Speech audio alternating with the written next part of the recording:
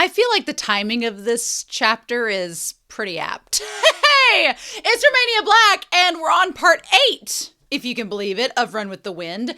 And yeah, my tea's a little too hot to drink at the moment, but I feel like it's going to cool off real quick because this chapter title is called Winter Comes Again. We've passed the prelim, which is amazing, and now I honestly don't know if we're going to be starting the final race this chapter, or if that's, my thought is that this chapter is all going to be leading up to the final race, and then part 9 is going to be the major part of the final race, the Hakone Ekiden, and then chapter 10 is going to be the end of the race, and then there's an epilogue. So, but it's crazy we only have 3 weeks left of this book, which is wild because we only have 3 weeks left, but we're only on page 213, and there's still like 100 or so pages to go. So it doesn't feel like the end of, so this could be a very long segment. I don't know how long each of these segments are. It could be a lot longer. I feel like the race itself, chapter 9 is probably going to be a big chapter. 9 and 10 and the epilogue are probably going to be very big chapters. So now, when we last left off, the twins were starting to be like, oh, I don't know, Kakeru, are we going to be able to do it? And I remember around this time with the anime, I was like, how about we stop that? How about we stop that, boys? Because it's like we did everything. We got the times in correctly. We got the prelim. They're eligible to go to the Hakone. And I was like, at what point they're like, well, are we going to win it? And I'm like, y'all were the 8th seed to come in, and you think you're going to win it? I thought, from the start of the anime, the goal was to make it to the Hakone and then do your best. But I never thought that it was like, we're going to win. And then when the twins acted up in the anime and were like, well, we just don't know if we're going to do it. I'm like, what the fudge? It just seemed like, watching the anime, it seemed like drama for drama's sake. And it did not make any correlative sense with how much we knew about the twins at the time, which in the anime, the twins are focused on a little bit, but I would argue not as much as Nico or Shindo or Prince are. And even, they're probably the same extent that Yuki is, I guess, or Musa, but even King gets maybe a little bit more development in the anime.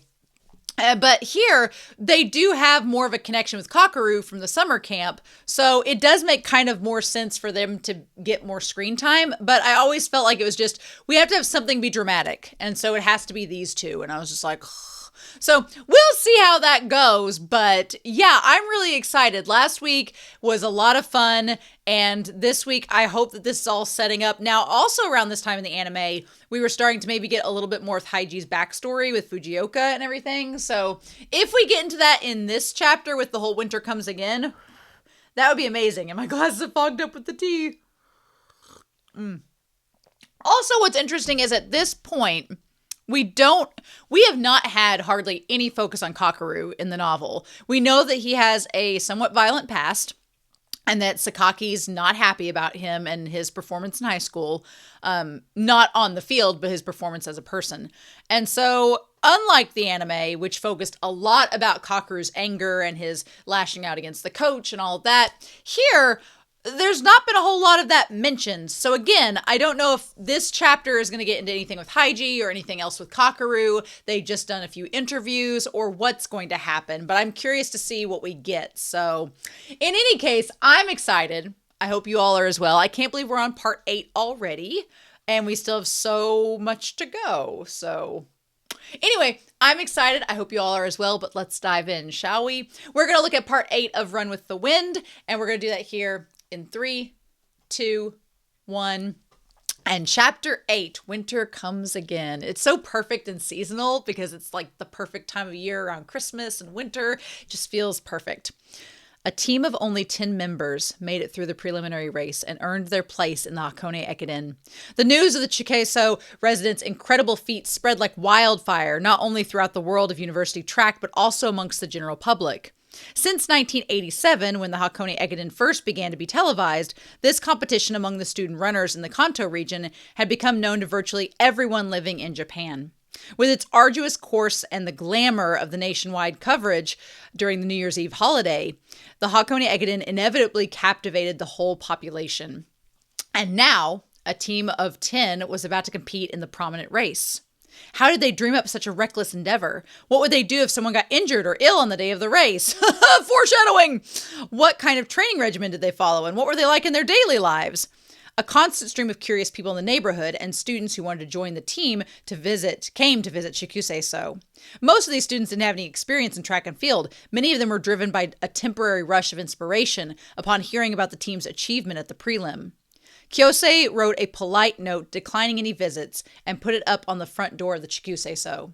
He appreciated the students' interest in joining, but he knew it was just a passing craze. New members weren't eligible for the race if they didn't hold an official record anyway, and all the rooms in Chikuseso were already occupied. After careful consideration, Kiyose decided it was best not to bring in any new members so that the 10 of them could focus on training and strengthen their bond as they worked towards Hakone. Which makes sense because, they didn't have room in that building, which now that I think about it, if the building is condemned and falls in and they rebuild it, they could rebuild it with more rooms. So we'll see how that goes when we get to the epilogue, I guess. As for the locals, the owners of the shopping arcade appealed to their neighbors to let the team practice in peace. Most people stopped knocking on their door, content to just peek in at Chikuseso from the other side of the hedges. A few elderly neighbors left them some harvest from their vegetable patches, though they were more of an exception. One morning, Kakeru stepped out of the house to go on his morning jog and found an offering of hakusai cabbages and nashi pears outside their front door. Are we in some kind of folktale? Kakeru thought, remembering stories about a grateful animal leaving offerings at someone's door overnight in return for good deeds. Nira, who'd watched the elderly couple and neighbors come and go without a single bark, merely wagged his tail at Kakeru. The Chikuseso residents never figured out who it was that left him those occasional gifts, but they gladly partook of them. Of course, they were inundated by media requests. It wasn't just the track and field magazines that got in touch with them. They were also approached by all kinds of media outlets, including general weekly newspapers, magazines, TV stations. Kiyose and Shindo sifted through their requests diligently. They politely declined most offers, citing as the reason that they wanted to concentrate on their practice. They did accept interview requests from Sanuki at Track World Monthly Magazine and Ninoda from Yomiuri Shimbun, who had been supportive since the summer camp days. These two were well acquainted with runners' psychology, so they observed the team's practice unobtrusively and fired away pertinent questions. Positive articles about the Chikuseso team appeared in their respective publications. The twins and King were exuberant, clamoring for more interviews. Now that we're running Hakone, we better make a splash, said Joda. More important, you should get down to serious practice, Kiyose said sternly. Otherwise, your run might be so pathetic at Hakone that when we're on national television, you'll attract everyone's attention whether you like it or not. Despite Kiyose's flat refusal, the twins didn't back down. Boo! We want to go on TV! TV! TV! They yelled. Kakeru, watching their battle unfold over dinner, was impressed. His own mind was restless from the tension and thrill he just felt at the prospect of competing in the Hakone Ekiden. But the twins wanted to taste even more of the extraordinary, like getting interviewed on TV. Were they naive, greedy, or just fearless? Or all of the above. Before last spring, long-distance running hadn't been part of their lives, so perhaps the twins didn't realize how much weight the Hakone Ekiden carried. The Hakone Ekiden had been held every year since its inception in 1920, except during wartime. Even in the post-war period when food was scarce, athletes still passed on the relay sash, the Tasuki, from one to another and ran to the top of Mount Hakone. That was how important the race was for a runner, its history spanning more than 80 races. So its 100-year anniversary was around the time the anime came out. That's pretty awesome. I love that. Cool. So, for student runners, the Hakone Ekiden was a source of inspiration, a dream. It was possible the twins didn't fully appreciate what it meant to participate in such an event. Despite not grasping its enormity, the twins had put in the work to seize the opportunity. They were certainly forces to be reckoned with. Kakeru admired them for that, and found it funny, too. Sandwiched between the twins, Kiyose was intent on eating his dinner while the brothers kept up their appeals. Oh, come on, we've got to get on TV at least once. Well, can't we even have a bit of a bonus? You did say, what did I say? Kiyose's chopsticks came to a halt. Joji suddenly went quiet. He squirmed a little, clearly itching to say something, but eventually he shook his head. Nothing. In the end, It was Kyosei who gave in, and the team agreed to the TV interview. Life at Chikusei-so was to be introduced in 5-minute segments on the early evening news. The camera crew paid them a visit and took some footage of the apartment building, including the overflowing stacks of manga in Prince's room and the army of no smoking wire figurines scattered around the perpetually unmade futon in Nico's room. They also filmed the team's practice in the field and asked them questions. The twins and King did most of the talking. How do I put it? We were basically just going with the flow, though Haiji kind of blackmailed us into it. But anyway, before we even knew it, we were all running for Hakone. I eat honey lemon slices every day to not catch a cold. There's nothing special about our practice. I think our training plan is pretty similar to what track teams do at other universities. As always, Kakeru stood inconspicuously to the side, just outside of the camera's frame. "Why are you hiding, Kakeru?" Yuki asked. "Oh, no reason," Kakeru laughed, hedging the question. Nico, who had been watching over the interview, turned around to face Kakeru. "Don't tell me you're some kind of wanted criminal on the run." "Oh, what? Of course not." "Alrighty then," Nico eyed him dubiously. "Putting that aside, don't you think the vibes have been kind of off lately?" Yuki said. Nico nodded. "Yeah, kind of," he murmured. Kakeru had noticed it too. There was something awkward about the Chikusei-so team now. The first floor residents were the same as ever, and most of the second floor residents applied themselves to the training with the same attitude as before, but the twins were obviously feeling gloomy and frustrated about something, or rather about Kyosei. Here we go.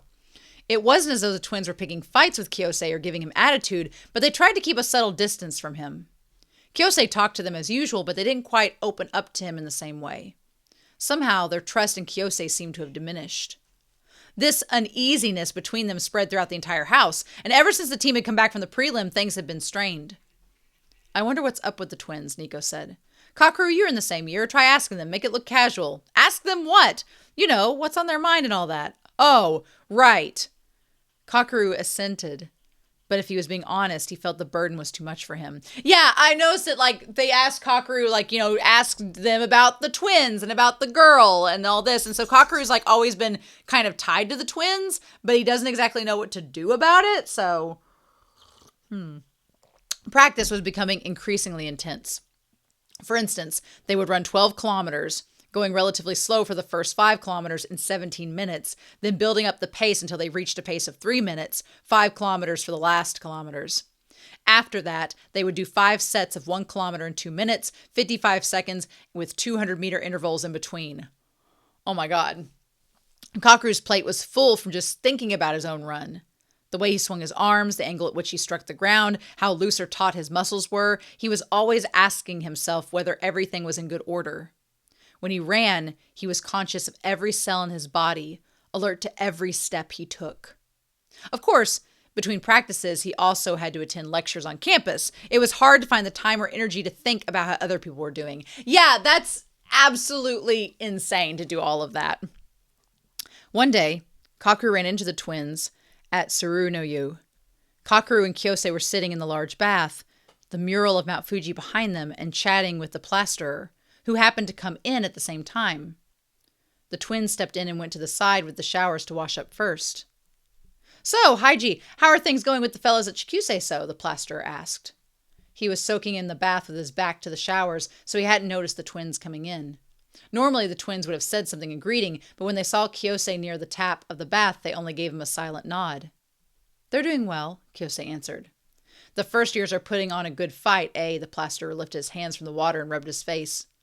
"Kakeru is impressive, but you know those look-alike twins. They've got some real speed too, that's for sure." Kakeru fretted over what Kyosei would say. Behind the plasterer, Joji and Joda picked up their ears.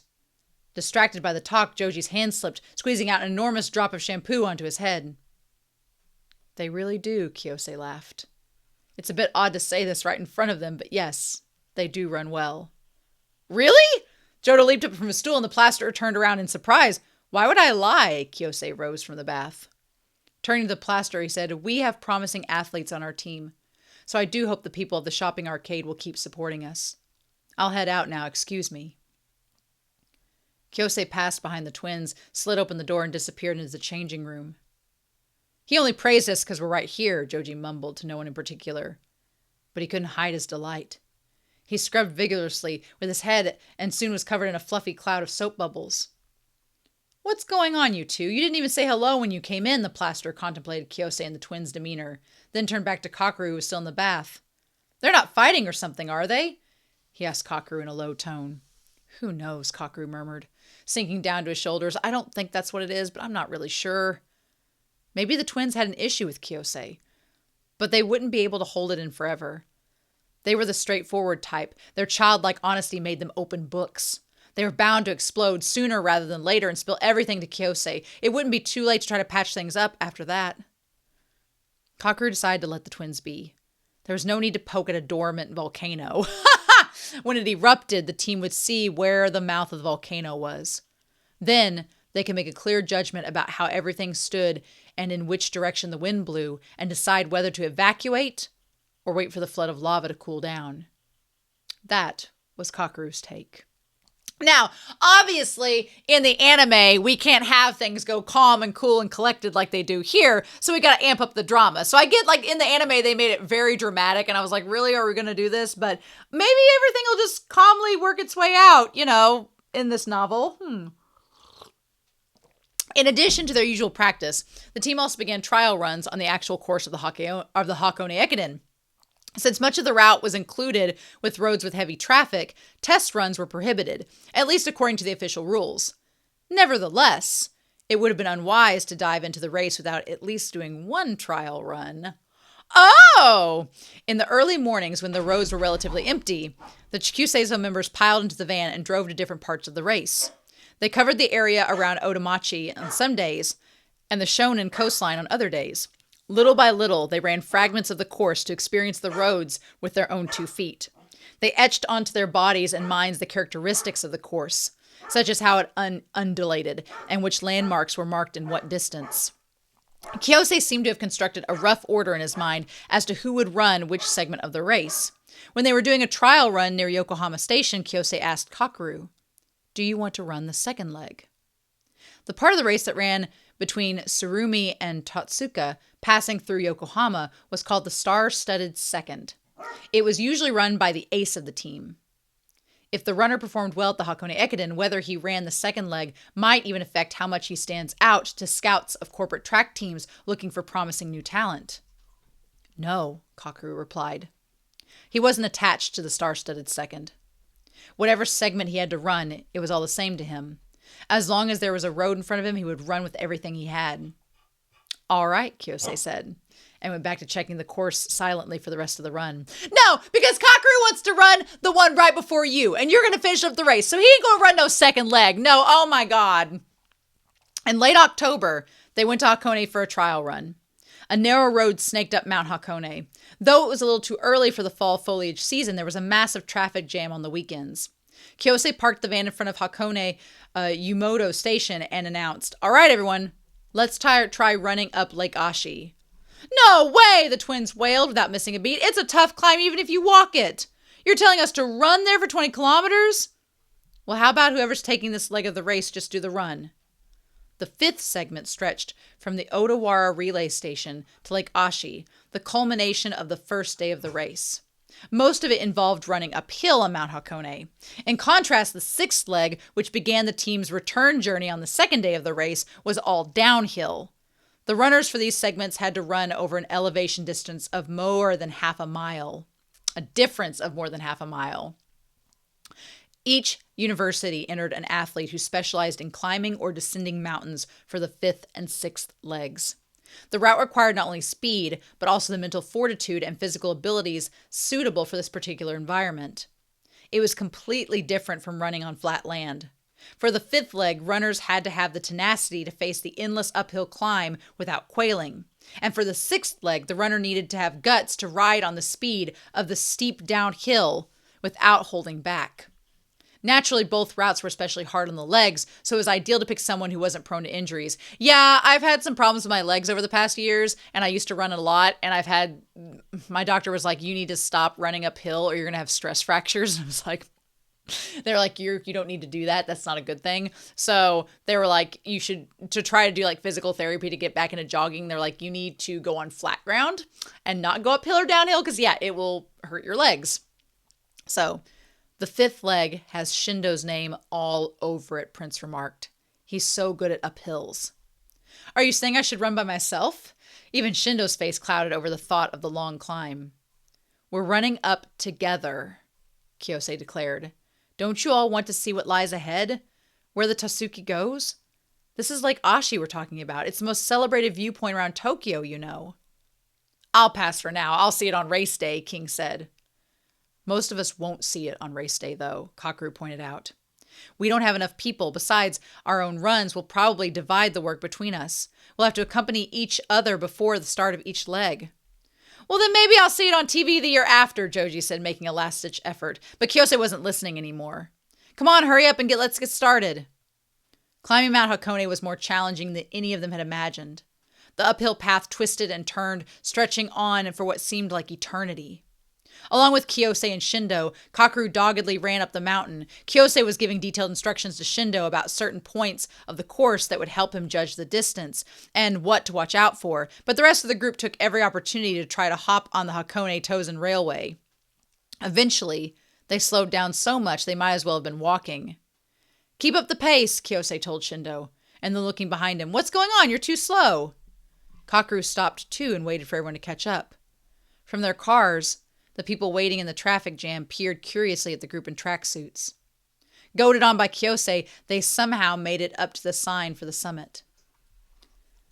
The highest point of the national route, one on Mount Hakone, was at the altitude of 0.54 miles above sea level. The road widened around the peak, and the view opened up. The wind, much more bracing than in Tokyo, blew over the field of silver grass, making the white tufted blades sway like the waves of the ocean. Kakeru zipped up at the top to his neck. Shindo was waiting for them a few steps from the peak. Oh, that looks like... Musa grimaced. It wasn't just Shindo standing there. Several students in Totai tracksuits, of course they were loitering around the summit. They must have come for a trial run too. Kakeru spotted Sakaki among the group and his stomach turned. Sakaki patiently waited until all the Chikuseso members had assembled and then made his way towards the group. Oh, this bitch! While Kiyose took no notice of him, Kakeru braced himself. The others glowered at Sakaki threateningly, not just the twins, but even Nico and Yuki, who usually maintained their cool composure. Sakaki didn't seem to mind they were hardly welcome. He stopped in front of Kakeru and addressed him cordially. Oh, hey, Kurihara. You were pretty impressive at the prelim. Kakeru was taken aback. It had been a long time since Sakaki had talked to him without lashing out. Kakeru didn't know how to react. Yeah, he mumbled, barely opening his mouth. Doing a trial run today? The Kansai's team, that's dedicated, huh? Let's both do our best on race day. Sakaki was smiling up at him. What's gotten into him? Kakeru was perplexed. All he used to do whenever we ran into each other was bug me. That's creepy. This is creepy. But now that he was advancing to the real race, Sakaki might have changed his mind about the Kansai team and was ready to accept them. His grudge from high school might have melted away when he saw that Kakeru was still putting his 100% into running. I'd be glad if that's how he feels. Yeah, Kakeru nodded. After all, Sakaki was a teammate that he had once run alongside. It hurt to be treated with such prickly attitudes for so long. Sakaki cast a loaded look at the Chikuseso members, standing behind Kakeru. Well, of course it's not just going to be that simple.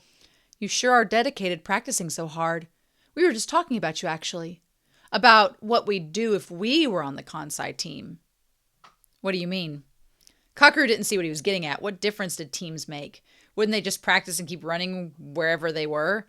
I mean, no matter how much you practice, Kansai only has 10 members, Sakaki went on. Here we go. A smile plastered on his face. Even if even one of you gets sick and can't run on the day, it's game over. And on the off chance that you do come within 10th place in the race and get seed rights, the fourth years will graduate, right? What do you do about next year? Kakeru was caught off guard. He'd been completely focused on running the Hakone Ekiden with everyone at Chikuseso and delving into his own run that he hadn't even thought about what came next. Why does that matter? You worry about that later. Just focus on now. He knew that there had been students who wanted to join their team after the prelim and that Kiyose had turned them away, but there was no telling how serious they were. There was no guarantee that they would return next spring and ask to join again. However hard they ran at Hakone, depending on the outcome of the race, come next year the team might not have any new members, and in that scenario, the Kansai team would just come to an end after only 1 year. This reality that Sakaki pointed out sent a quiet shock through the Chikuseiso members. The twins' faces visibly stiffened. Shindo, Musa, and King exchanged worried glances. Nico and Yuki tried to shut Sakaki up by scowling at him, their eyes warning, "Keep out of it." Only Prince remained unmoved. Squatting on the side of the road out of exhaustion, he yawned as though it had nothing to do with him. As Kakeru suspected, Sakaki hadn't forgiven him after all. He had approached the team with a smile only to shake them up. This realization hit Kakeru with a sharp pang, but he just couldn't stand there looking dejected. He had to act. If there was any uncertainty in their minds, there was no way the team could perform their best at the Hakone Ekiden. Kakeru glanced at Kiyosei. Like a cool iron mask, Kiyosei's face betrayed no emotion. He gave Kakeru a look that said, "You handle it yourself." "Oh. It's all because of me that Sakaki makes these jabs at the Kansai team." Kakeru frantically cast about in his head for the right words to hurl back at Sakaki, but before Kakeru could put his thoughts together, Sakaki said, "See ya," and returned to his teammates. "He's certainly diligent in a way." Yuki watched him go, mildly impressed. Just the fact that Kakeru didn't try to pounce on him is progress. Kiyosei said, still in his iron mask. True, Kakeru thought. Not so long ago, I wouldn't have let him get away with sticking his nose in our business. Kakeru had been so intent on looking for the words to argue back that he'd forgotten about the option of throwing a punch. It would have been so easy if I'd just hit him. He felt even more frustrated, but at the same time he was bewildered by the change in himself. Instead of violence, I'm trying to choose another way. Kakeru felt unsettled, as if his fangs had been pulled out, but he was also a bit glad that he might have gotten closer to resembling Fujioka, that he might be getting closer to resembling Fujioka from Rakudo. Oh! Don't worry about what he said, Kiyosei told everyone. We're almost at the lake. Let's go. Mount Fuji, visible straight ahead, had bright white snow capping in its peak. The group ran all the way down the slope, leading to Lake Ashi. As they ran, Kakeru heard Joda grumble, "Well, it's hard not to worry about it, though," and Joji nodded. Sakaki's words seemed to bring the rift within the Chikuseiso team into even sharper relief. After a short break at the lake, it was time to attempt the downhill run back to where they came from. Even Kakeru was surprised. "We're not staying overnight?" "How do we have that kind of money?" Kiyosei replied. Prince edged back towards the bus stop. Kiyosei laughed and said, "It's okay, Prince. You don't have to run. Running downhill is a common cause for injuries. Only those of us who might take the sixth leg will run down. The rest can take the bus back to Hakone Yumoto and wait for us there." Kiyosei named the twins and Yuki. "Are you saying you don't mind my legs getting hurt?" Yuki said, dissatisfied. "You and the twins took Hakone Tozan train from Ohiradai to Kawakidani, didn't you?" "Did you think that I'd let you get away with that?" Kiyosei said. "You must have some energy left for running down. And Yuki, your balance seems to be suited for downhills too. Your center of gravity is low and steady, and maybe because you used to do kendo." Yuki held his tongue, but the twins were still whispering to each other. "I'm exhausted, and we still have to run back? What's the point of practicing this much?" "If there's something you want to say, I'll hear you out," Kiyosei said to the twins. The twins shook their heads. Kiyosei was to accompany the twins and Yuki on their run. Kakeru grew worried about his injured leg. That was my thing. I was like, nobody is paying attention to the fact that Haiji literally is running uphill and downhill on an injured leg, and he's not bitching. So I'm like, oh, that just the tension. I'm like, just the tension and the fact that they're not communicating is just, it's driving me crazy already. Nope. Oh my God. How about I go instead, Haiji? You shouldn't push yourself too much. I'll be all right. I'm going to take it slow. Go on. There's the bus. Kiyosei herded the rest of the group onto the return bus. The bus got stuck in traffic midway down the mountain, and the runners caught up with them. They were flying down the slope. Despite what he had said, Kiyosei was closely shadowing the other three, giving them instructions and pointing out things to watch out for. Sitting on the bus, Kakeru and the rest of the team gazed at the runners. The bus sometimes overtook them, sometimes lagged behind. Might have been faster if we'd all ran down, Nico muttered, fed up with the bus crawling along. I refuse to get off, Prince proclaimed, guarding his seat. Musa and Shindo observed Yuki dashing down the steep gradient in long strides. I see, your hip joints have to be flexible for running downhill, Musa said. You need springy leg muscles too, Shindo said, and a sturdy back and knees to soften the impact of your feet hitting the ground. King was unusually silent, staring at the twins running down with a serious expression. Kakeru thought, I get it now. What was the point of running at the Hakone Ekiden, Sakaki had said, when there was no team to pass it on to next year? But he had gotten it all wrong. Running was meant to be something purer than that, an act done for one's own sake. In the context of the Ekiden race, where one runner passed on the Tasuki to the next, the purpose of running could expand from for the self to for the team, but that was as far as it got. In the end, one ran only for oneself, and whether their team would survive in the future would be irrelevant while they ran for the Hakone Ekiden. The very first people to come up with the idea of an Ekiden race between Tokyo and Hakone to put it into action must have done so because they liked to run. There was no guarantee of what would happen to their team in the future, or even whether the same race would be even hosted next year. And yet, because running inspired them, they were driven to start the Hakone Ekiden. They must have had faith that others who shared the same dream would follow after them. That's why the doors of the Hakone Ekiden were always open to all universities in the Kanto region. This was a crucial difference from the Tokyo Big Six Baseball League, another intercollegiate championship with a long tradition, because Hakone wasn't limited to certain universities. All runners who harbored the ambition to compete in it, even students from the newest colleges, had a fair chance. What Sakaki probably wanted to say was, devoting yourself to track with competent teammates at a powerful university is what serious athletes should do. And that's the whole point of running. Sakaki's never outright wrong, but he's not like me. What I seek, what I want to discover through running is something different. And that's all right, Kakeru thought. It's not bad. It's not a bad thing to be different. But he felt his chest tighten a little. Even though he and Sakaki had once run together as teammates, and they were both facing the same direction, at least in their commitment to running, there was something between them that was irreconcilable. It pained Kakeru to have to confront their discrepancy, their incompatibility, which had grown over the years and was now finally in plain view. That incompatibility and stuff, it feels almost like Kakeru viewing Sakaki as an ex. Am I wrong in suggesting that? Like, am I wrong? Kakeru and the others waited for the downhill runners at the Hakone Yumoto parking lot. By the time everyone had gotten on the van to depart for Chikuse, so it was already sunset. Kakeru spoke up during the drive home. When I was a kid, I used to watch the Hakone Ekiden over New Year's. Yeah, me too, Shindo replied, slightly puzzled by Kakeru's sudden inclination to talk. Ever since then, I've always dreamed of running like that someday. I always wanted to compete in the Hakone Ekiden. I'm glad that my dream came true. Kakeru racked his brain to find the right words to reach his teammates. That's why I don't think it matters what happens to the Kansai team next year. Even if we don't have enough people after the fourth years graduate, that doesn't mean it's the end. Some kid might see us on TV somewhere and think running is cool the same way that I did when I was a kid. Maybe that's good enough. Hang on, Prince said. Is that actually your answer to what that guy from Totai said back there? Yes. You've got to say it to his face, said Nico, scratching his stubble. Kakeru, you're slow at everything except running. You should practice using your brain a little bit more, Yuki joked, stifling a laugh. Sorry, but you've come a long way.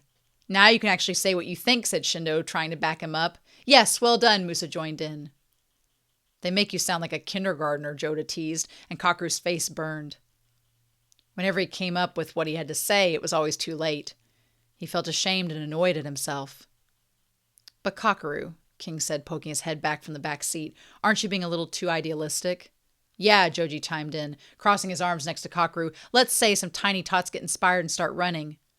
What does that have to do with us? It's useless, right? Kakeru was almost swayed into nodding, but some part of him was screaming, that's not true. He hastily shook his head. I think that's why the race is still going. Because it shows us an ideal, he said. There's something captivating about seeing someone run. That's why Hakone Ekiden pulls people in. It makes them want to root for runners or start running themselves. That was all that mattered. To run for the team, for the children on TV watching, and most of all for oneself, to run in an ideal form with grace and strength. You really are like a rock, Kakeru. Joji let out a sigh that was part disbelief and part surrender. Kyosei remained silent as he turned the steering wheel, and the van pulled into the Odawara Atsugi Road in the falling night. Oh, yes! I mean, I don't think this is stopping them. There's still stuff with the twins and King going on, but the fact that Kyosei let him just talk, After their interview on TV, people started recognizing the Chikusei-so team even more often, both on campus and in the neighborhood. Some people extended casual words of encouragement. I saw you on TV, or good luck. Others offered to help if the team was short on staff. New applicants seeking to join the team, however, had dwindled. The rumor that Kyosei was turning everyone away probably had spread amongst the students. Kakeru could only hope they didn't give up and would come back to Chikusei-so next spring. The administrative preparations for race day were also well underway. Kyosei and Shindo took the lead and planned out their course of action. At the Hakone Ekiden, each university stationed its members along the course. At the 15-kilometer point of each segment, there was a member in charge of handing a bottle of water to the runner. There were also assistants waiting on the side of the road.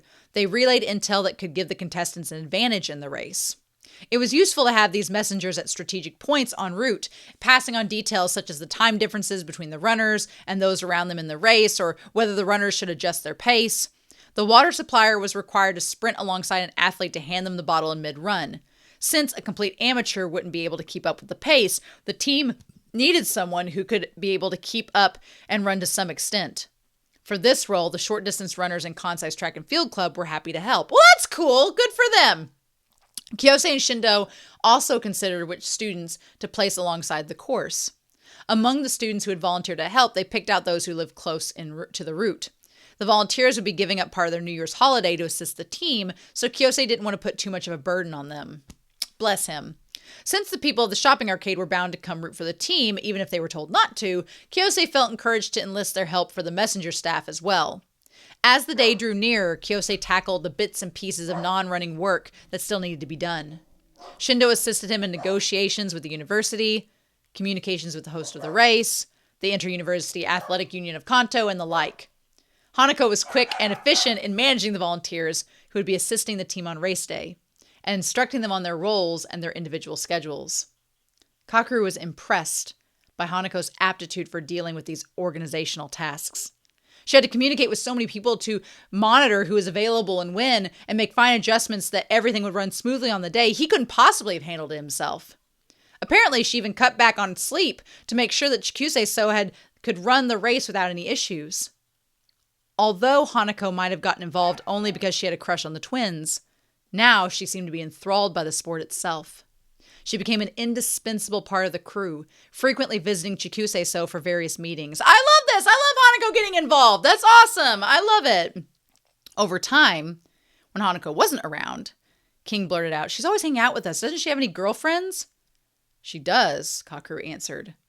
His voice came out gruffer than he intended. Just the day before, he'd caught sight of Hanako at the cafeteria on campus.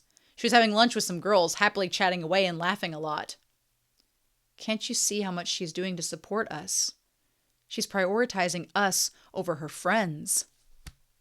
Kakeru knew King hadn't meant to be rude, but the thoughtless remark got on his nerves. Then he noticed something. Why am I so angry? He thought about it for a few moments and concluded he was tired from the practice. No, because he knows that she's putting in the work, and maybe he doesn't think that he thinks the King and the twins should be more respectful, maybe. That night, in early November, Hanako was once again having dinner at Chikusei-so.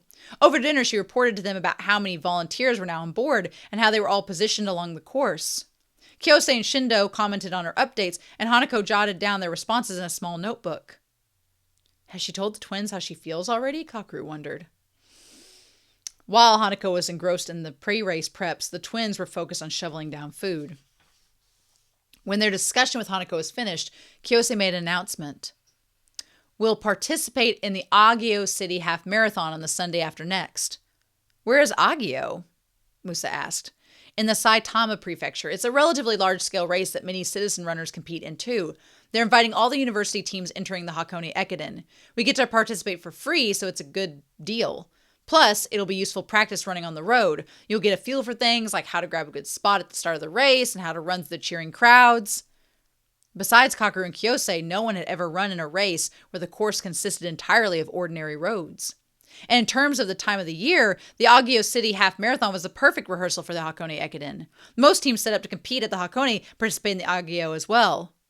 It'd be the first time that any of them ran more than 20 kilometers on the road for a race. Kakeru's competitive spirit soared at the chance to put results of his training to the test. He was content to practice on his own, but putting in work day by day, but he still liked to run a race where he could compete with other athletes. But the twins had a different idea.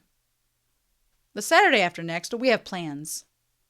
We're putting together a casual soccer team with the guys from our foreign language class. What?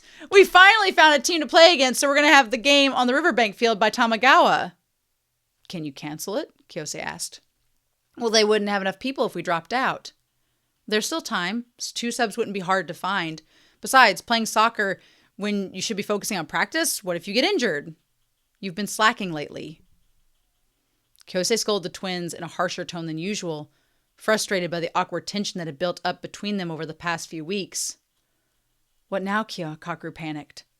He aimlessly moved his chopsticks up and down in midair. Practice this, practice that. What's the point of practicing so much? Joji slammed down his miso soup on the table. It's just like that Sakaki guy said. It doesn't matter how hard we run at Hakone. Next spring we won't have enough members anyway. Exactly, Joda followed. You tricked us, Haiji. Working ourselves to the ground day in and day out. That's stupid. Tricked? Kyosei clacked his chopsticks shut. When did I trick you? When this all started, you said we'll band together and conquer the summit. You said let's aim for the top, remember? Joda raised his voice. But that's just not happening. I looked into it. Whatever we do, at our level, there's no way in hell we're winning against Rakudo. We can't even win first at Hakone. What he said, King joined in, jumping on the bandwagon. Kyosei seemed to be tracing back in his memory. After a brief pause, he nodded. That's true, I did say that. See, you lied, Joji said. There was a stir around the table. Musa asked Kakeru under his breath, is it true? Do we have no chance of placing first? Well, Kakeru was reluctant to give him a definite answer, but Yuki, ever the logical one, was ruthless. Frankly, I'd say it's impossible. Our time is proof of that. Nico had a big stretch in his seat. Well, if we look at each runner's personal best record, he said wearily, it's easy to predict how the race will go and which team will win. These numbers can't be overturned unless some miracle or something drastic happens. You could say that's just the boring part of a long-distance race. Prince hummed, reaching for the salad. But in most team sports, whether it's baseball or soccer or basketball, you can't tell who's going to win except when there's a huge difference between the teams. Is the gap between us and Rakudo that big? It is, Yuki replied. He'd already analyzed the team's data. The regular members on the Rakudo team would just be considered aces if they were to transfer from any other university. On top of that, they have a big pool of quality athletes. Even their reserve members, the backups who won't be entered in the Hakone race, are so good that even if they were to run Hakone, there's a high chance they'd rank better than we would. So you're saying Rakudo is a group of elite runners and will be up against the cream of the crop, Shindo said despondently. Depending on how you look at it, though, aren't we the lucky ones? Prince remarked, munching on some lettuce. The backups at Rakudo are fast, but they can't run in Hakone. We're a bunch of wimps, but we managed to pass the prelims, so we get to run in the Hakone. Even if we can't come out on top, I feel it's more rewarding to actually participate in the race. It's a waste of time if we can't win, Joji retorted. What's the use in doing a sport where you know the outcome even before you start? Joda rolled his eyes. Kakeru frowned and finally entered the fray. If you want to win so much, there's no time for playing soccer. You should put in more practice and run at Agio, too. Here we go again with your idealism, Kakeru, the twins turned in on him at once. We're saying we don't just feel like practicing when it's pointless anyway. You can't make yourselves run if there's no chance of winning? What, are you guys going to quit living just because you'll die eventually? Well, that's got nothing to do with it. Well, it's the same logic. It's completely different. And don't even talk about logic. You don't know what logic is. I do. No, you don't, you animal. You only know how to run. Step outside. Bring it on.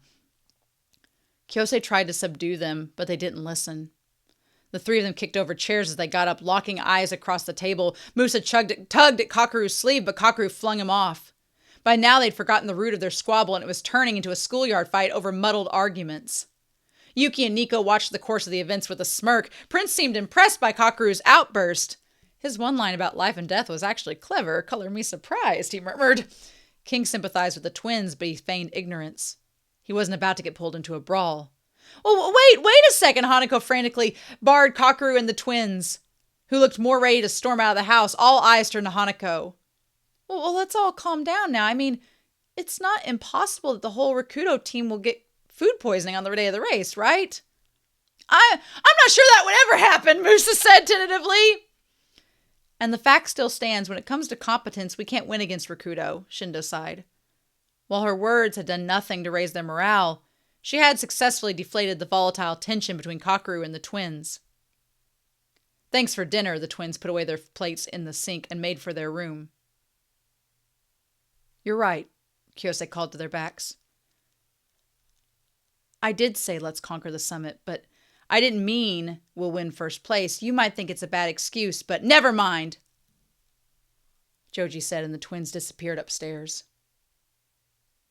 His tone suggested the twins were still uninterested in hearing anything else Kiyose had to say, but also that they were ready to put their issues aside and return to practice as usual. Kakeru slumped back down with a sullen face, not knowing what to do with the anger that had lost its outlet. I guess I'll head home too. Hanako hastily rose from the chair, anxious to escape the uneasy silence. Thanks for dinner. She tried to put away her dishes, but Kiyose stopped her. Kakeru, he said, you should see her home. Normally it was the twins who accompanied her back to Yaokatsu, but it seemed that they would be locking themselves in for the rest of the night. The night breeze should cool you off.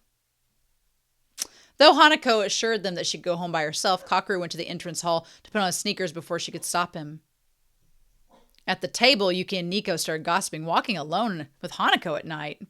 Hopefully he won't have blood rushing to his other head. Oh my God! That's what I'm afraid of, Musa added with a reproachful look at Kiyose. What if he gets in a fight with the twins over Hanako? He won't, Kiyose replied nonchalantly. Kakeru's a more loyal friend than he might look. Oh, you know, Kiyose, you know he ain't gonna do nothing, you know. Kakeru, of course, was completely oblivious to their conversation about him as he traced the road to the shopping arcade, matching Hanako's pace. Kiyose's like, just go walk it off. You ain't gonna try nothing with her. I already know you. Kakeru rarely walked anywhere. If he was going somewhere at a walkable distance, he'd rather run. Whether he was heading to the campus or doing groceries at the shopping arcade, it was all part of his jogging. Since he usually dashed through the streets, he hardly ever slowed down enough to take a good look at his surroundings. But walking with Hanako, he felt so slow that he didn't know what to do with all the time. He let his eyes wander around him, reading a door plate lit by the streetlight, observing a branch heavy with the satsumas reaching over the street. Hanako wore a light coat with a lavender scarf wrapped around her neck. It's the color of akibi fruits, Kakeru thought. He used to eat them all often when he was a kid, running through the hills and fields. They tasted like thinned-out sugar water. He could taste it on his tongue now. I'm a little surprised, said Hanako. A puff of white breath escaped her lips. Kakeru averted his eyes. About what? I love he's not remotely thinking about how pretty she is. He's thinking about like her scarf reminding him of eating fruits as a kid. Oh my God. I didn't think you guys ever fought.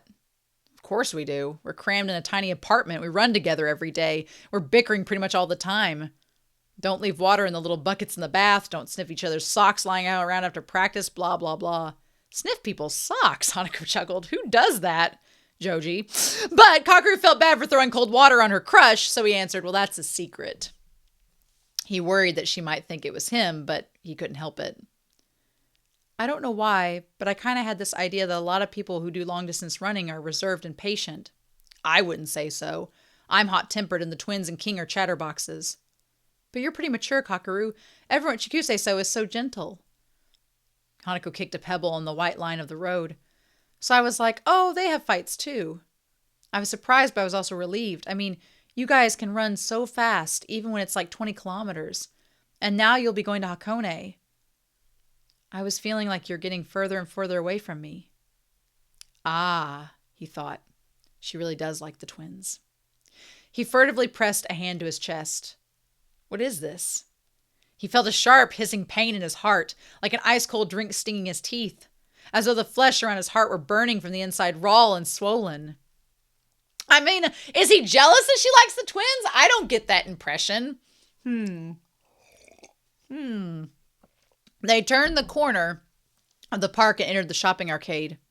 Street lamps lined the side of both roads. Lined the street on both sides. Artificial Momiji maple leaves hung from them, their bright red and yellow swaying in the breeze. Most of the shops had already had their shutters down, closed for the day. Kakeru and Hanako walked down the deserted streets in silence. 3 young men who looked like high schoolers darted out of a small, half-shuttered bookstore. Each of them had a big duffel bag slung over their shoulders. They sprinted off towards the Shoshigawa Okura station. An elderly woman who had been sitting at the counter rushed out the street. "Oh, stop! They're shoplifters!" She tried to chase after them, but she was no match for the young men, especially in her slip-on sandals. She noticed Kakeru and Hanako rooted to the spot in surprise and looked at them with hopeful eyes. Hanako came to her senses. "Kakeru, go catch them." Me? Go! Hurry!" The high schoolers were running about 50 yards ahead, but since the street was straight, Kakeru kept them in their sights. He broke into a run. The students seemed to have their guards down, assuming the old woman wouldn't be able to chase after them. They were slowing down when they heard Kakeru's footsteps drawing closer. Crap! They started up again, fleeing as fast as they could. But they were only amateurs, weighed down by the heavy bags to boot. Kakeru had them within range in no time. He observed their run from behind. I can catch them any time I want. It was 3 against 1, though. If he just sprang on them by himself, 1 or 2 might get away. And if they all ganged up on him, then it would be unwise to get into a fist fight when the big race was coming up soon. The best option was to make them give up on their getaway, Kakeru decided, and ran right up to the trio. "Hey there," he called to them, still running. They spun around in shock and hastily sped up. For Kakeru, though, they were like tortoises, trying to quickly shuffle forward. "At this rate, I can keep chasing you guys for another 18 miles at least." The high schoolers were creeped out by this stranger who was casually talking to them without so much panting. "What the hell?" one of them sputtered. Ignoring his question, Kakeru went on to persuade them. "You might as well give up. Just apologize to the bookshop lady and ask her to forgive you." The train station was coming into view. Kakeru saw 2 police officers in uniform running towards them from the Koban box in front of the station. "Well, stop right there," the officer shouted, arms wide open. They seized 2 of the high schoolers and Kakeru reluctantly grabbed the other one. "Open your bags!" The students gave up the struggle and obeyed the officer's orders. Their bags were packed with manga. They had likely stolen the books just to sell them off with no intention of reading them. If Prince were here, he'd be furious. Kakeru thought.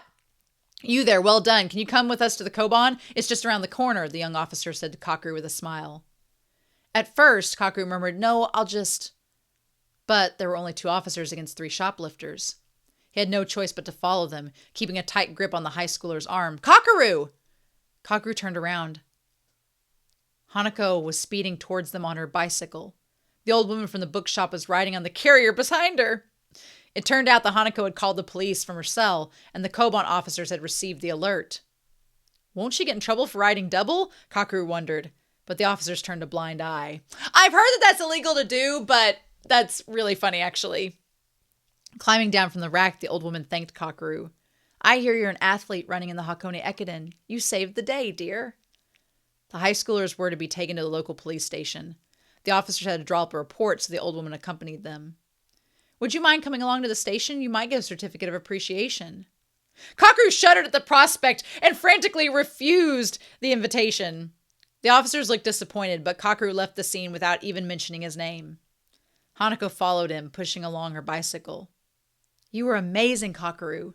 The bookshop lady said that there's been so many shoplifters lately, she didn't know what to do. She really was grateful you went after them." Kakeru looked down a little as he walked. It wasn't like he'd meant to do anything good. He was just good at running, that's all. He only chased them because Hanako had asked him to, no different from a dog running after a frisbee out of reflex.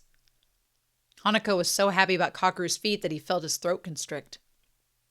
"I don't really get it," he said in a low voice, when it became unbearable. "Oh, I've shoplifted before too. I don't think it's a good or a bad thing. I don't really know." Kakeru was still looking down, but he sensed Hanako look up at him wide-eyed. Granted, he was shoplifting food because he was starving. and had spent all his money. These guys were shoplifting manga, but I mean, same principle.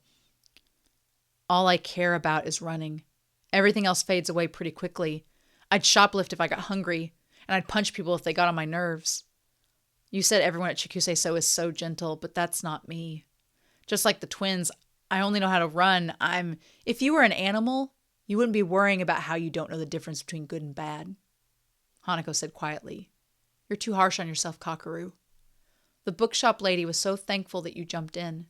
Everyone at Chikusei-so is inspired by your run, and they trust you. Don't you think you can put more faith in that? When they reached the Yaokatsu, she said, Thanks for seeing me home. See you later. And she waved to him with a smile. Kakeru watched her disappear into the Yaokatsu's side door. He realized he'd had his hand in the air mirroring hers, and his ears grew hot. He ruminated over what Hanako had told him, to believe in the people around him. Come to think of it, Kyosei had once told him to believe in himself more. He had a feeling that they both came down to the same thing. Another fight with the twins, Kakeru thought. In high school, he'd clashed with Sakaki and the track coach. Here we go! Because they couldn't understand each other. Kakeru was quick to lose his temper. For him, running was a vital part of his life. He spent almost all his waking hours on running, so whenever he found himself at odds with people over things related to running, he overreacted. Their disagreement made him feel as though they had invalidated his entire existence. But I can't keep going like this. There were two sides of the same coin. His anger on one side, and on the other, his fear and lack of confidence. When Kyosei and Hanako had told him to believe, they must have meant that he shouldn't be afraid to accept himself and others. I can't grow stronger just by running. I have to take control of myself, like Haiji and Hanako, who use words to try to tell me how they really feel. Kakeru renewed his determination to change. He ran the rest of the way to Chikusei-so. The next afternoon, a journalist from the Yomiuri Shimbun community pages came to visit. The bookshop lady had been so touched by what Kakeru had done that she called the newspaper's office. The newspaper decided that it would be good press for the Hakone Ekiden, so they set aside some space on their page to report the incident as a little heartwarming story. The twins forgot all about their fight and congratulated him. Well, that's awesome, Kakeru! Prince also gave him props, commenting that shoplifting at a bookstore is a crime that must be eradicated. Yuki, on the other hand, teased Kakeru. For once, you had Hanako all to yourself. Wasn't there something else you should have done before catching the shoplifters? Kakeru couldn't exactly turn away the journalist, so he accepted the interview. The article was published under the headline, Kansai Athlete for Hakone Ekiden Catches Shoplifters, along with Kakeru's headshot. I feel like Kyosei sent Kakeru with Hanako because Kyosei knows that Hanako is a like spirit to him in that regard. In mid-November, when people were beginning to put their thick winter coats, the Ageo City Half Marathon was held. Packs of athletes were invited from universities around the Ageo Sports Park Athletic Stadium in microbuses. The Chikusei-so team made their way to the venue in their usual white van. This time they were accompanied by the landlord, who had been convalescing from a stomach ulcer at home. Hanako brought the Yokatsu mini truck especially for him, but he refused to get in any vehicle in which Kyosei was behind the wheel! Yes! The exterior of the athletic stadium looked like a coliseum. Each university team had laid out a tarp in its passageway to secure space for changing into uniforms and resting. There were food stalls around the park, and a festive mood filled the air. The whole area in and around the park was bustling with spectators and contestants. So the anime doesn't consider or touch base on this because, I mean, it's before the race, so why would they? But we did get the twins who were like, we're going to go play soccer, and tried to get out of it. So I guess we just cut out the other part of it as well for time's sake, but interesting. Also, it was a little bit anticlimactic how I wanted Kyosei just to get more into like, what are you doing? Like, into what he was trying to argue with, but I guess that's not important at this point, right? So, the landlord brought a pack of takoyaki as soon as they arrived. He addressed the team between mouthfuls of steaming hot treats. Today's goal is to familiarize yourself with how things go in a road race, so no need to focus on speed. Feel free to run at a comfortable pace, everyone. The landlord glanced at Kyosei, who nodded. Kakeru guessed what was going on. The landlord merely relayed Kyose's instructions. Since there had been friction between the team members, Kyose had chosen to take a step back. In spite of their issues with Kyose, the twins did join the team for the Agio race. They seemed to have found replacements for the soccer game. True to their cheerful and loyal nature, they didn't ditch the team or break their promise, even while rebelling against Kyose. The half marathon began at 9 a.m. on the stadium track. The invited athletes alone numbered roughly 350 people. And on top of that, there were a lot of amateur citizen runners. When the shot was fired, it took some time to even cross the starting line. A massive crowd was swarming around the starting point, lined up in the order of their bib numbers. Even in their tank tops and shorts, no one felt cold. Kakeru saw the Totai group ahead. He stared at the back of Sakaki's head for a while. He was too far away for Kakeru to make out the two swirls in his hair. The fact that Kakeru knows more about the two swirls in Sakaki's hair than he knows anything about Hanako's features. I'm just saying. Kyose was teaching Prince about potential pitfalls and how to secure a good position at the beginning of the race. Careful not to trip over if someone pushes you from behind. There's no need to get ahead of people in a rush. Instead, shadow some runners who match your pace and use them as a windshield. In your case, you don't have to think about putting out on a spurt. The most important thing is sticking to a pack and not falling behind as much as you can. Prince nodded dutifully. Haiji might be thinking of putting Prince in the first leg, Kakeru thought. In the first leg of the Hakone, the first runners of all 20 teams would set off from the Odomachi. Since they would start out in a pack, the segment was suited for a runner who wouldn't shy away from competing against others while keeping a close eye on everyone's pace. Compared to the kind of athletes running a Hakone, Prince's time was definitely not on the fast side. How effective would it be to put him in the first leg? While Kakeru was mulling this over, the pack finally began to move forward. By the time they did a half lap around the track and entered the road, the participants had spread out and it became easier to run. They passed through a quiet shopping arcade along the old Nasakendo route. Kakeru felt the flow of the river nearby and the greenery of the golf course. Under the cloudless blue sky, the wintry wind felt refreshing against his body as it heated up. It felt good to run on roads with regulated traffic. Kakeru soon got into a rhythm, hitting wide open strides. People came out of the houses along the courses to cheer them up. Children who had been playing in a small park sprinted after them, trying to catch up. There were 3 water stations. Rows of paper cups were ready on the long tables, and the volunteer staff were reaching out to hand them to the runners. The runners were going faster than a bicycle. Since Kakeru wasn't used to this, it was tricky to grab the cup. He edged towards the sidewalk as much as possible, but the water spilled out from it on impact when he took it. Still, what little water was left felt cool and sweet. I wonder if this is when Kakeru hits the table or whatever, or somebody hits the table and knocks it over, because that happened in the prelim race. Someone hit the table and knocked it over, and then that caused Haiji to have an injury, but they did that in the prelim or one of the other races, so I wonder if that's going to happen in this one. Just before the halfway point, he passed Sakaki.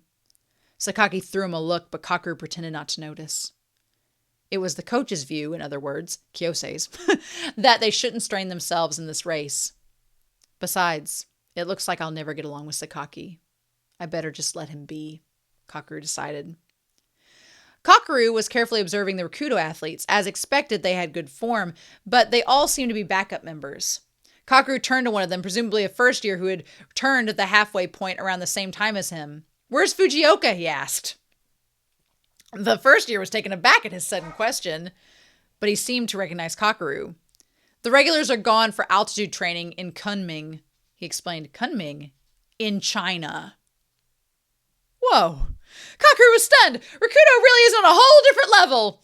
He wondered whether they wouldn't get diarrhea there, though he couldn't imagine Fujioka, with his inhuman discipline and training, making such a blunder. The first year sped away. Kakeru felt like humming along as he kept up his pace to 3 minutes, 3 seconds per kilometer.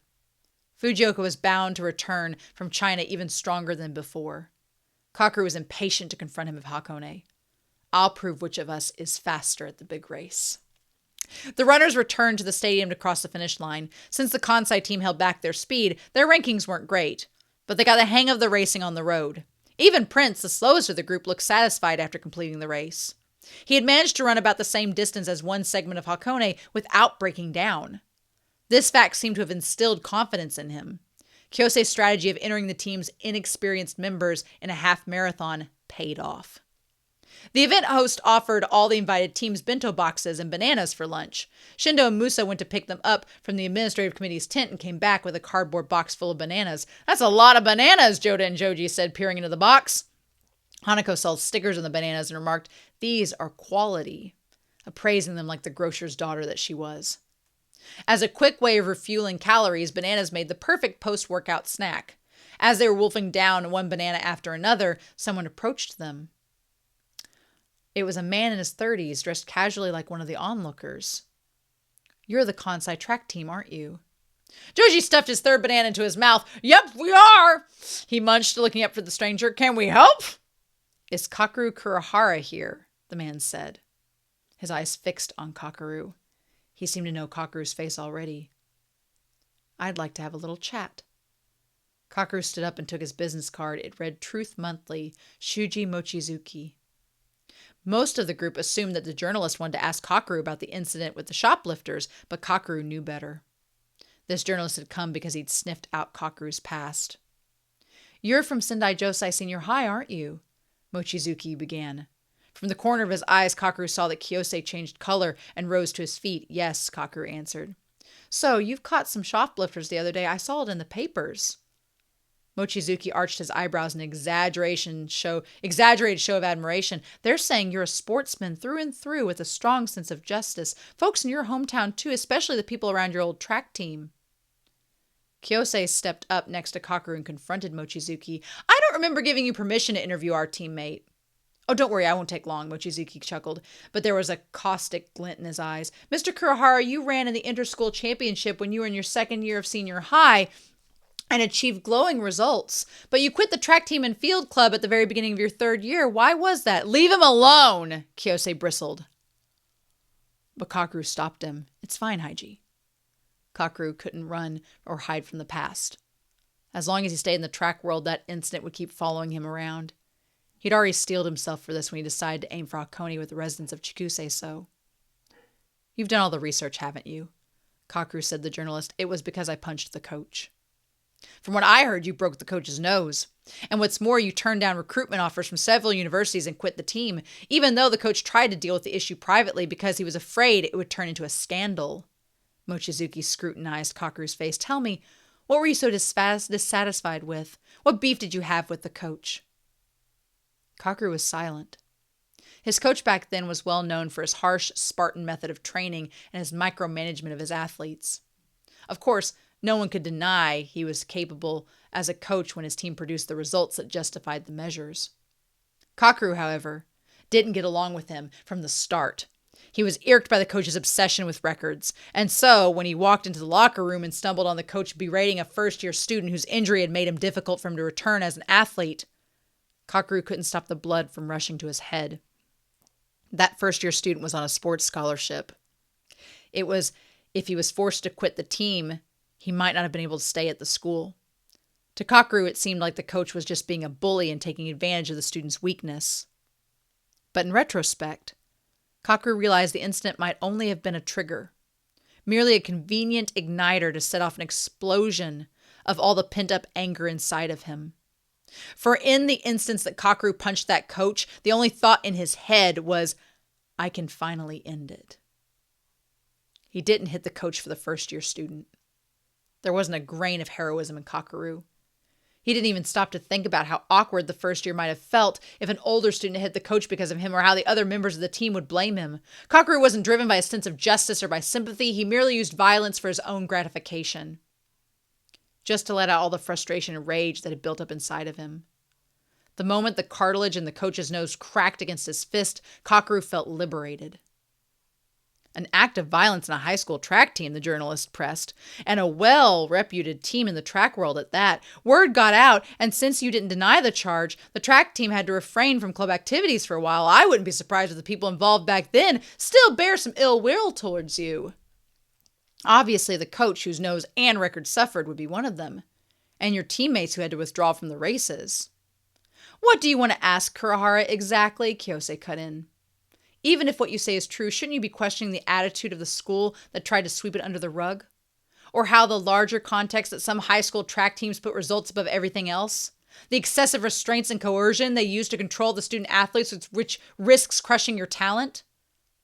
Are you the captain of the Kansai team? Mochizuki looked at Kiyosei, sizing him up. Did you know about Mr. Kurohara's history with violence? What do you think of him? He's a gifted athlete. More than that, he's a true friend we can trust. A true friend. Something inside of Kakeru quivered at the phrase, as if somebody had shaken him awake in the middle of a pleasant dream. Floating in the lingering folds of his dream, he felt a pang of regret at being jolted back into reality, but also relieved to find the face of a good friend looking at him back when he opened his eyes. A tangle of emotions welled up inside of him, and he faltered, uncertain how to take everything in. But Kiyosei was too focused on Mochizuki to notice. He stood his ground against the journalist, unyielding. Please leave. If you want an interview, you can go through our PR managers. PR managers? A murmur ran through the Chikuseiso members who had been watching the scene unfold. Shindo and Hanako raised their hands as if to say, yes, that's us.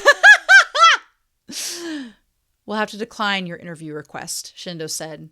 King added, you betcha, with a nod. The landlord stayed out of it. He was busy eating from his bento box, aloof and carefree. It was impossible to say whether he was troubled or amused by the situation. Ugh, you ruined the bananas, Nico grumbled, throwing a scornful look at Mochizuki. The journalist smiled wryly and said, fine, just one last thing. You'll be running at Hakone soon, Mr. Kurohara. Anything you want to say to your coach from Sendai, like in your face or whatever? I have nothing to say. Kakeru shook his head quietly. He had no intention of apologizing, nor did he have any desire to triumph over the coach. He wasn't about to start boasting about that his own abilities were enough to survive in the world of track. He didn't have to obey an instructor like him. I regret what I did. That I couldn't think of any other way to deal with the problem than knocking him down. That's all. A week later, Truth Monthly published a 2-page spread with the headline, What's Happening to High School Sports? Followed by a provocative subheading, Stories Behind the Spate of Scandals. The articles touched on various incidents among prominent schools in the Koshin baseball tournament and soccer championships, including the past troubles of the track team at Sendai Josai. The student runner Kei, who recently had a taste of the limelight when he caught some shoplifters, is an athlete with a promising future, set to participate in the upcoming Hakone Ekiden, but rumor has it that he too sparked off a violent incident in the past. The coach of the track at Sendai J Senior High School refused to disclose any details, only suggesting it's all in the past now, but... The article prattled on in that vein. Even a reader who didn't have anything to do with track would easily guess who the writer was talking about. I bet the coach leaked it, Joji said in disgust, hurling the magazine. Musa tried to console Kakeru. It's not worth our attention. Kiyosei and Shindo were busy dealing with inquiries from the university and supporters groups. The landlord, too, was going around everyone apologizing for the commotion. When Kakeru found out and apologized to him, he said proudly, not to worry. It's part of my job as the coach. He let Kakeru go without so much as a warning. Since Kiyosei took a firm stance to protect Kakeru no matter what, Chikuseiso remained peaceful. Kakeru knew that the sensation stirred up by the article would die down in time, but that didn't change the fact that he'd still brought trouble to the team. Still, everyone at Chikuseiso treated him as they always had. This only strengthened his resolve to do his best run at Hakone, and he carried on with his training. So we got that. I kind of like, I like the novel doing what it does here because in the anime, we come across all the stuff with the coach and Kakeru and the journalist and everything, and it's all very in the moment and organic earlier on in the series than here in the novel. But by the time it happens in the novel, Kakeru's already kind of worked through all of this, so he's kind of just at this point like, okay, and just lets it go from there. So it's definitely apples and oranges. I do, as much as I love the mediation circle in the anime, I get why this story is like it is here, so it kind of works on both fronts, I suppose.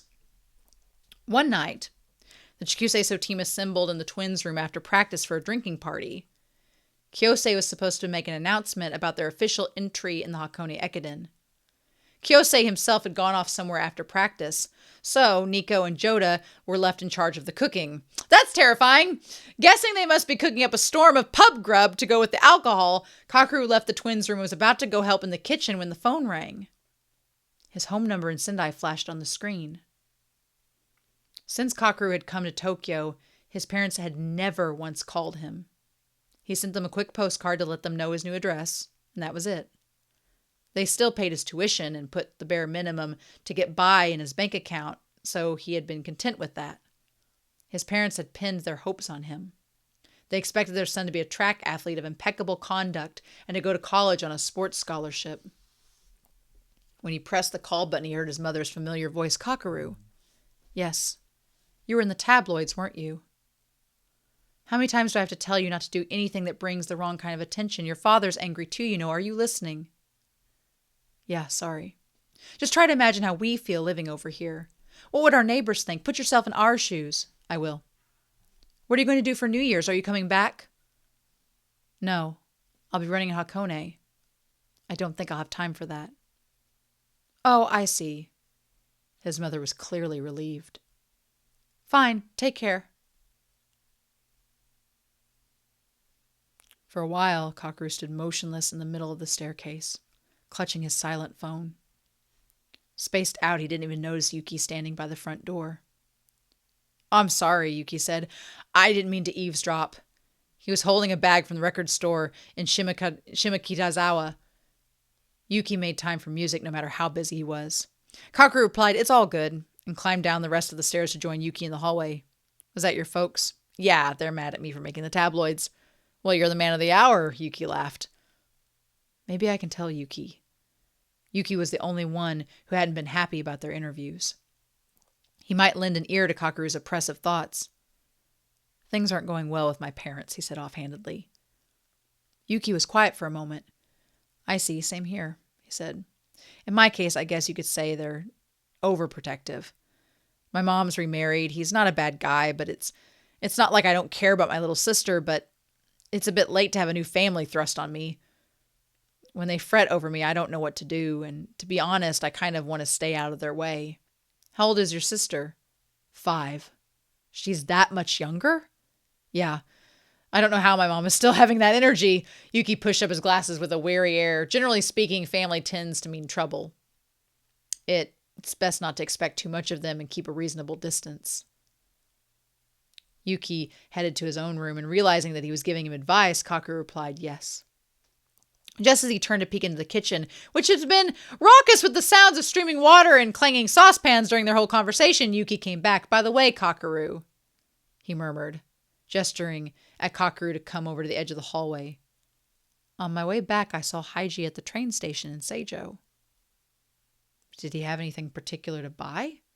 Seijo had a station where express train stops, but the Chikuseiso members didn't go there often. They tended to prefer the neighborhood around Shoshigaya Okura Station, which had relatively homey air with a jumble of buildings. "He went to see an orthopedic doctor by the station," Yuki said. Kakeru felt an unpleasant jolt. He pictured Kyosei's old scar that ran down his shin. Kyosei did look like he was in pain after the prelim. The tabloid incident and all the practice had pushed his worry out of Kakeru's head. "I don't know much about a track athlete's injuries," Yuki said with a frown. "But maybe he's not fully recovered. In any sport, first-rate athletes would likely experience some kind of injury. Track wasn't an exception. The intense training always was hand in hand with risk. The harder runners practiced, the sharper and more brittle their bodies became. If he's seeing a doctor, they should stop him from doing anything reckless, so it might actually be safer that way," Kakeru murmured. "Do you think Haiji would listen to a doctor? Especially now?" "He's got a point," Kakeru said. "Kyosei must have felt a certain level of discomfort or even palpable pain to choose to go to a doctor. He might ask the doctor to prescribe something to keep the pain at bay, but Kakeru had a feeling that Kyosei would ignore any of the warnings the doctor might have given him. "You're right, I'll try to ask him later," Kakeru assured you. "Of course you're going to ask him later," he assured Yuki. By the time that they were all gathered in the twins' room, Kyosei had slipped back into Chikuseiso without their noticing. Kakeru carefully sniffed the air around Kyosei to check for that pungent minty smell of pain relief patches, but he couldn't detect anything. All he got was a comment from Kyosei, "You're a weirdo." Yeah! We're We're getting a lot of background noise these days, Kiyose began, looking over the assembled members sitting in a circle. Well, just ignore them. All we have to do is prove ourselves with our run. Whoop, whoop, Haiji! The twins hooted, already a little tipsy. Leave our Kurahara alone! They were mimicking Kiyose's response to the Truth Monthly journalist. Ever since the incident, they started to regain their trust in Kiyose. It's almost the end of November. We don't have much time till Hakone, Kiyose went on. From now on, staying in good shape will be more important than ever. Make sure you don't get any last-minute injuries. At the word injuries, Kakeru couldn't help but exchange glances with Yuki. Kakeru, could you explain how the official entry works at Hakone? Kiyose asked. Kakeru shook off his worries for the moment as everyone turned to look at him. First, we submit our entry list to the organizer by December 10th, naming up to 16 people per team. At this stage, we don't reveal who's going to run which section of the race, Kakeru explained. Then we submit the section entries by December 29th. Each team narrows down their runners to 14 members, and we register 10 of them in their respective segments. The remaining 4 are treated as backups. On the day of the race, we'll be allowed to change who runs which leg. The final lineup will be announced 1 hour before the start, and that's both for the first day going up the mountain and the second day going down. The only exception is that once a runner is taken out of a section, they can't be re-registered for another one. Well, I don't get it. What does that mean? Joji asked. Kakeru thought about it a little and tried to reframe the rule in simpler terms. Let's say Fujioka on the Rakudo team was registered for the second leg of December 29th. If they want to make some last-minute changes on the race day, they won't be allowed to put him in any other leg. If Fujioka gets sick on the day, he can only swap for one of the 4 backups. Even if he's all better the next day, he won't be allowed to run in any part of the race. Well, that makes sense, Musa nodded. On the flip side, if Mr. Fujioka is among the 4 reserve runners on the 29th, we can be certain that the Rakuda team will change up their lineup on the day of the race. Exactly, Kiyose said. If a strong runner is on the reserve list, he's either in poor shape or the team's going to pull a hidden ball trick by swapping a runner at a crucial part of the race. When the first lineup goes public on the 29th, all the teams will analyze it and reevaluate their strategies. They'll try to read between the lines and get their opponent's true intentions and switch tactics if needed. That's so insane! They would just at the last minute be like, okay, well, we're going to change up runners now and do it this way. That is so wild to me. What? That's so crazy. All right. We can't let our guard down right up to the race, huh? King sounded intimidated. Does that have anything to do with us, though? We've only got 10 members. What tactics could we use? True. In our case, we'll have to show our cards early on, with the entry on the 29th. Kakeru looked at Kiyose anxiously. The Kansai team had no backups, which meant once they registered for their respective segments, there was no chance of switching places. He wanted to know what Kiyose thought about their position. We're not the only one with a small team, Kiyose said with perfect composure. There are pros and cons to changing the lineup on the race day. It doesn't always go down well, and suddenly you're told to run. As a matter of fact, many teams follow a principle of not making any changes to the section entries unless there's an emergency. As long as you're aware of the fact that the tactics can come into play with the lineup, it's better to be certain about which leg you're running to an early stage. That way you can get in the right headspace. I guess you've already decided which leg each of us will run, Yuki asked. Yeah, Kiyose replied, then straightened up. We can talk if you have any objections, of course, but for now I believe this is the best combination. Kiyose pulled out a note from his pant pocket and spread it out in the middle of the circle. Everyone leaned forward eagerly to peer at the list, letting out murmurs of surprise. Leg 1, Otomachi to Tsurumi, Prince. This is Hakone Day 1. Leg 2, Tsurumi to Tatsuka, Musa. Leg 3, Tatsuka to Hiratsuka, Joda. Leg 4, Hiratsuka to Odawara, Joji. Leg 5, Odawara to Hakone, Shindo. From Hakone, Day 2, Leg 6, Hakone to Odawara, Yuki. Leg 7, Odawara to Hiratsuka, Nico. Leg 8, Hiratsuka to Tatsuka, King. Leg 9, Tatsuka to Tsurumi, Kakeru. Leg 10, Tsurumi to Otomachi, Kiyose. Me? Run the second leg? I can't do that, Musa shuddered. The second leg is for the ace of the team, isn't it? Well, why not Kakeru? Putting Prince first is a pretty bold move, too. Joji tilted his head hesitantly. Even Prince himself mumbled, well, why would you throw away the race from the very beginning? Kakeru took one look at the lineup and understood Kiyose's intent.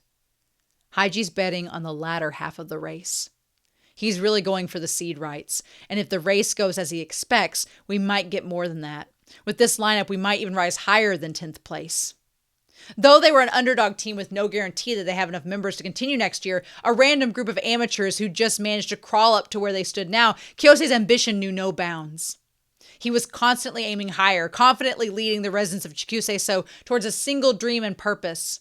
He was always striving to reach new heights in running, and his sights were set on the summit, on conquering the Hakone Ekiden, the ultimate cross between individuals and team sports. Kakeru could sense just how serious Kyosei was about this battle, and he clenched his fists as tight as he could.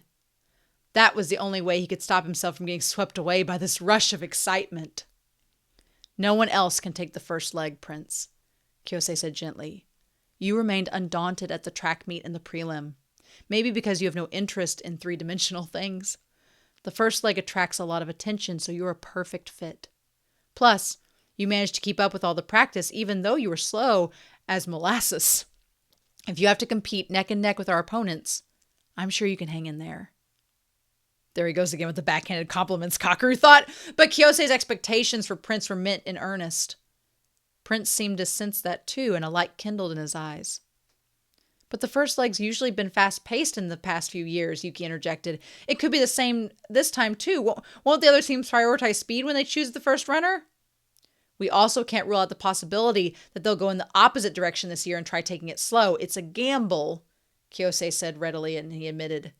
But even if Prince lags behind, there'll be plenty of time for us to recover if it's just the first leg. That's why I put strong, reliable members from the second to fourth legs. As for the fifth leg, Shindo's an obvious choice, right? I'm confident that Musa and the twins will carry the race forward to the handoff with solid runs. But the second leg is for the best of the best. I'm not sure I can bear such a heavy responsibility. Musa didn't seem convinced. What do you think? Kyosei threw the question to Kakeru instead. It looks like Musa wants you to run the second leg. No, I think Musa's the right choice. Kakeru answered firmly. He's had to deal with so much pressure, but he's never let it go to him, and he has stuck to practice all this time. Even though he'd never done long-distance running before, he can now run 10 kilometers in just over 29 minutes. Besides, he knows what to say to keep me going. In terms of hard work and character, Musa would excel over any other athlete. No one deserves to be called the ace more than him. You're too kind, Kakeru, Musa said bashfully, but the vote was unanimous. He would run the second leg. No one opposed the twins running the third and fourth legs, and the pair themselves were keen on the idea. The third leg, that's the one that goes by the coast, right? I'll get the ocean view, said Joda. I want to eat some kamaboko at Odawara, Joji chimed in. Everyone agreed the fifth leg was for Shindo. But the problem was the downhill climb to the sixth. Why put me in the sixth leg? Yuki demanded an explanation. When we did the trial run the other day, your posture was balanced and steady. Most people get a bit nervous when they sprint down a slope that steep. They tense up and they lean back, but you didn't. Kyosei glanced at Yuki's legs crossed on the floor, and on top of that, you have thick legs. What? Don't get me wrong, it's a compliment! Your lower body has to be strong enough to handle the sixth leg, otherwise it's out of the question. You make it sound like sturdy legs are my only asset. What if I get hurt? I don't see a problem with that. You've already passed the bar. You probably won't have time to run at serious tracks after graduating. Oh, come on, you can't be so cruel, Nico cut in, but Yuki was surprisingly unfazed. Fair enough, Yuki said, concurring with Kyosei. So long as it made logical sense, Yuki would have accepted any reasoning, however heartless. It was a method of persuasion fine-tuned to Yuki's mindset. Kakeru was once again in awe of Kyosei's dexterity in manipulating people. I hadn't thought about that, honestly, but yeah, that brings up a really good point that if Yuki gets hurt, he's not running next year. He's going to be a lawyer already, so what difference does it make? As for Nico-senpai in the seventh leg and King in the eighth, Kyosei went on, by the time we get to that stage of the way back, the runners will be spread out, and it's likely that you'll be running all by yourself in some parts of the course. You won't be able to see anyone else running around you. I trust Nico-senpai and King can keep running steadily at their own pace without getting impatient or letting their guard down. And it's around then that the competition for the seed rights will start getting more heated. These sections aren't flashy, but they're definitely important. Are you still aiming for the seed rights? Joji said timidly. Of course, Kyosei said. Now for the ninth leg, we'll have Kakeru. It's the other second leg. That's considered the ace's turn on the return route. As the one who roped you guys into this in the first place, I'll take the responsibility of running the 10th leg as the anchor. Kyosei kept his words brief for Kakeru and himself, but Kakeru felt the full force of everything that Kyosei was pouring into the Hakone Ekiden, as well as what kind of run they would have to perform in the 9th and 10th legs. Kakeru looked at Kyosei. Kyosei gave him a nod. That's all from me. Any questions or comments? Kyosei said to the group. No one raised a hand. Kyosei's conviction was infectious. As the Hakone Ekiden turned into a tangible reality, the fire inside them began to blaze. Good. Everything I've told you is top secret until the lineup announcement on the 29th. I want you all to visualize your own run and thoroughly research your own section. Kyosei took a sake cup and invited everyone to drink up. With this team, I know everything will go well. Joda, Joji. The twins looked up in response. I promise I'll show you the summit. No. We'll all see it together. Look forward to it. Kyosei smiled like a fearless king. Later, when the drinking party reached its climax, Kakeru sidled up next to Kyosei. Oh my god! Oh! Haiji! Aren't you having trouble with your leg? He murmured. Why do you ask? Kyosei replied calmly, helping himself to more sake. Kakeru didn't know what to say. Kyosei would never complain to him, but Kakeru still couldn't shake away the doubt swirling inside of him. Kyosei had told Yuki that he probably wouldn't have time to run at serious track races after graduating. Kakeru wanted to press Kyosei, weren't you actually talking about yourself back there? Aren't you planning to tackle this race, ready to give up on running forever? He shuddered just to think about it. For Kakeru, losing his ability to run was the same as dying. He guessed the same went for Kyosei. But Kyosei only smiled at him. There's nothing for you to worry about. Come on, drink up. He poured more sake into Kakeru's cup. Lost for words, Kakeru downed the anxiety with his drink. Kyosei was wearing his old doTERRA jacket, the one with the frayed sleeves. Soon, Kakeru would have spent all 4 seasons with the residents of Chikusei-so. Kakeru recalled the night he met Kyosei for the first time, the beginning of everything. Emotions he couldn't put a name to grew in his chest, as if he was nostalgic for the past and eager for the future all at once. Oh, I would sit there with them all day. I would sit there with the two of them all day. Seriously. The Chikusei-so residents remained committed to their training in December, too. They quietly passed the end of the year, all together in their rundown house. On New Year's Eve, they went to a local temple to strike the bell, bidding goodbye to the old year, and on New Year's Day, they ate Kyosei's homemade ozoni soup. With every passing hour, the air around them grew taut with tension, but even that felt invigorating. Because they weren't alone. At Chikusei-so, all the team members could feel the presence of the others with whom they had practiced and shared their lives all this time. They were never alone. Until they started running. But they had teammates who would always wait for them, however long it took, to watch over their run from start to finish and welcome them back when they returned.